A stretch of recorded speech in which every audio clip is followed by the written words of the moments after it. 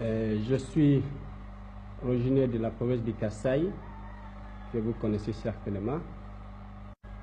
Et je suis président d'un parti politique, le Mouvement national congolais, qui a rapporté la victoire aux dernières élections. Je suis Premier ministre de la République du Congo, comme vous le savez. Notre gouvernement, c'est un gouvernement national populaire qui représente toutes les fractions de l'opinion congolaise, et nous luttons pour un idéal qui est la construction du Congo dans l'unité et la concorde nationale. Êtes-vous communiste, Monsieur Lumumba? Je dois toujours rire quand on me pose cette question. Je ne suis pas du tout communiste. Vous savez qu'on m'a souvent présenté comme communiste, anti-blanc, anti-belge, l'homme qui veut détruire. Absolument pas. Je suis simplement un nationaliste, un leader nationaliste qui lutte pour un idéal.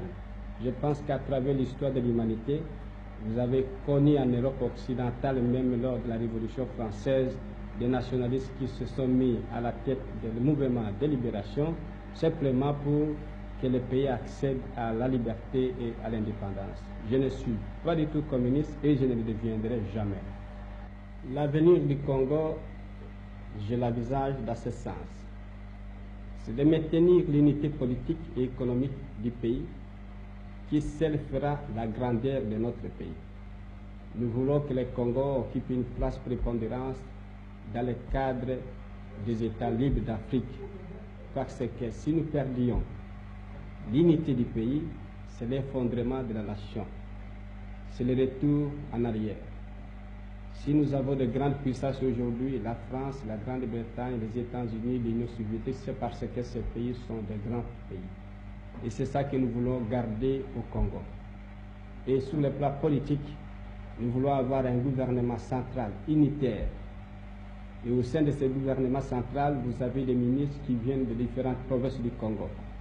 Et sur le plan administratif, avoir des provinces, de sorte que ces provinces vont jouir d'une autonomie administrative pour la gestion de leurs propres affaires. Et sur le plan économique, mettre en valeur les richesses du pays grâce à la mobilisation de toutes les énergies du pays.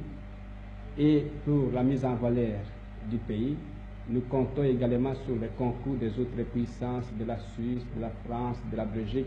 Le Congo est un grand pays qui doit encore être développé. Et je pense que si nous pouvons compter sur le concours, la collaboration des autres, et tout en faisant un effort nous-mêmes sur place, nous pouvons faire du Congo dans 5 ans, dans quelques années, une puissance, une nation prospère et stable.